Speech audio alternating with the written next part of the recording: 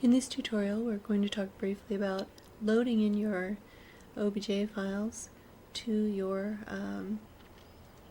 subtool palette.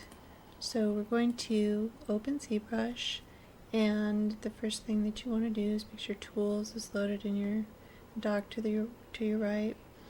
Open your subtool palette. See the standard block. Import your first OBJ file.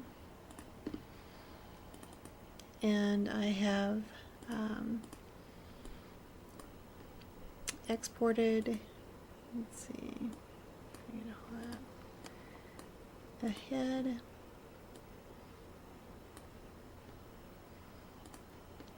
Okay, see the load mesh here. Click and drag that in my scene, frame it up, and so this is my low resolution mesh, and you'll want to do that without the eyes and teeth in there. Every individual object that you'll be sculpting, you'll want to make sure those are separate objects. In this case, the head and the eyes are the same. They should not be. But this is what happens when you have multiple objects selected when you export your OBJ file. So from then you go to Append in your menu and go ahead and select on one of the tools and select that in your subtool palette. Then go ahead and import another of your models. I've also exported an OBJ of his body, so I will be using that.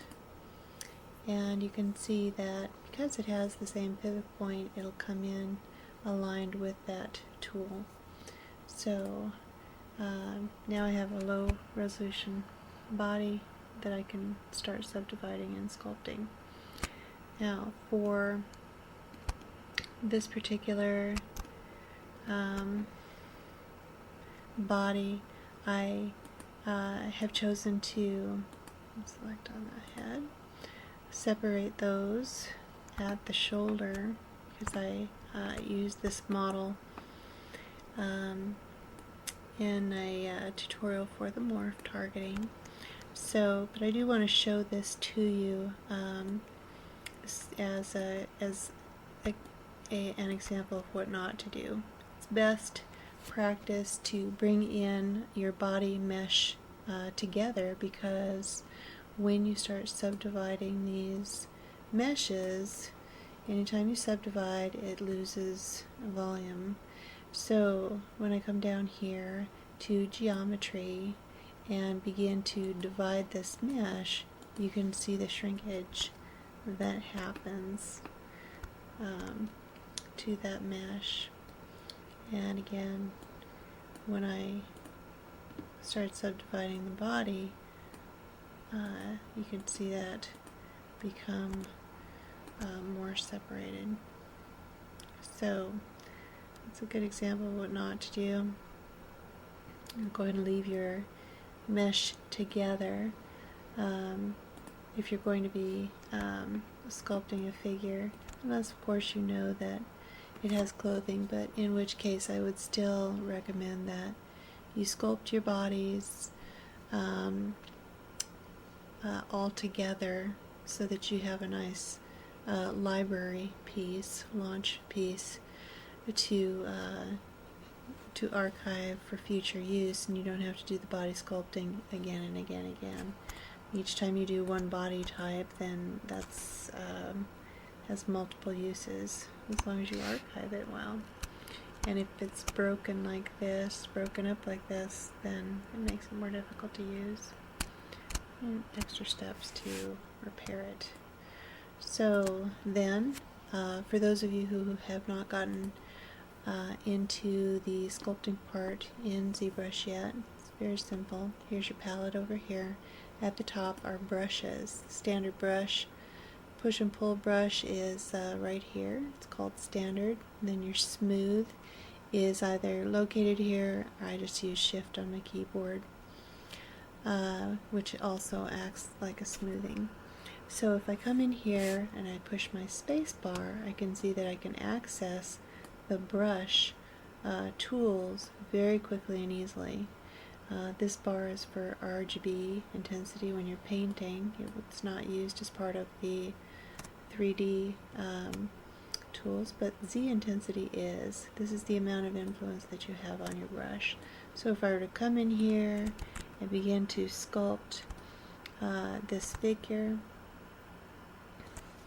I'm going to go ahead and choose my brushes accordingly.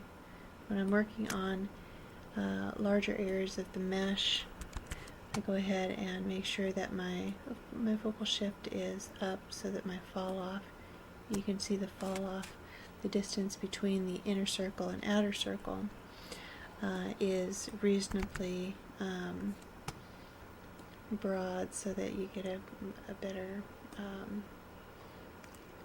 fall off. You can see the difference here, large bubble, as opposed to something that's a lot more smoothed out.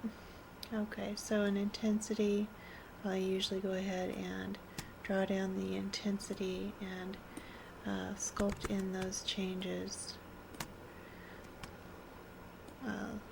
less significantly to start with. So if I'm coming in here and I'm sculpting the pectoral muscle, I'll go ahead and bring it up, and then if I hold my shift key down, you can see the smoothing action.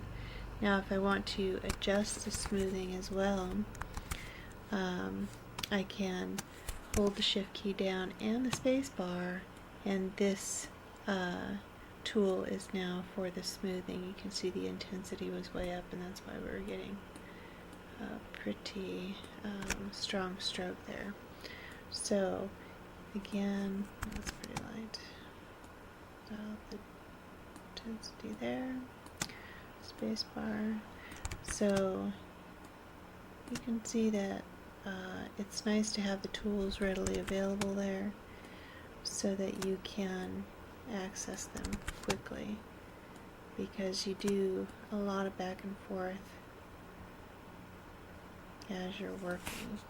Now holding the shift key down again smooths out the areas that you've sculpted, and Alt will actually push the direction. So if I'm wanting more clarity in the muscle group there, I can push that muscle in as opposed to pulling it out by not clicking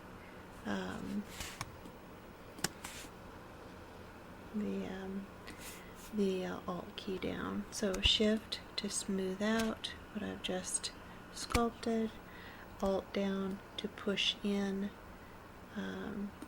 which helps define the area, and of course no keys down, just the brush to be able to pull that area out.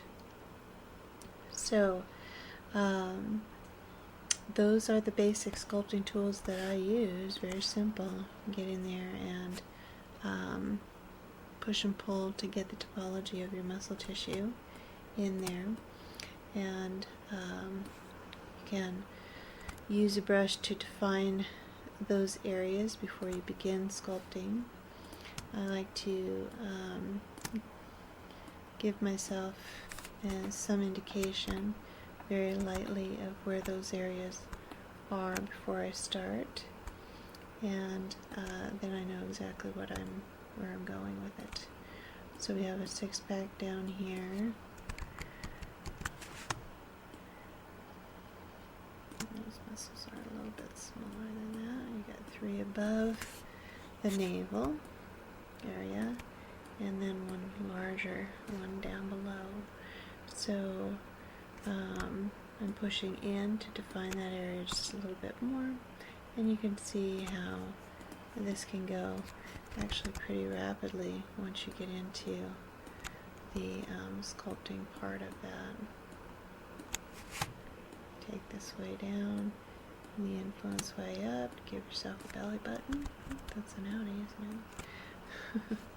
Option key to go in.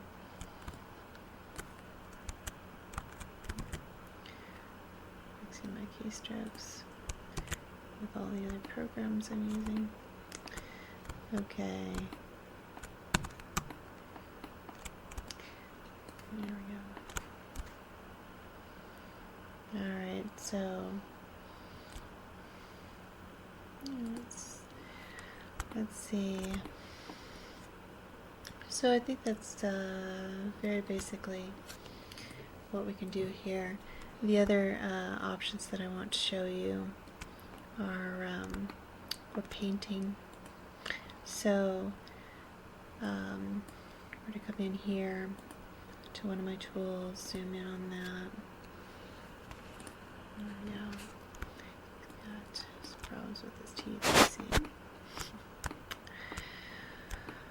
Alright, so he just looks like a marshmallow, but good surfacing for sculpting. So I'm going to go ahead and sculpt this guy up a little bit before we continue, and I will come back to show you periodically the tools and so forth that I'm using.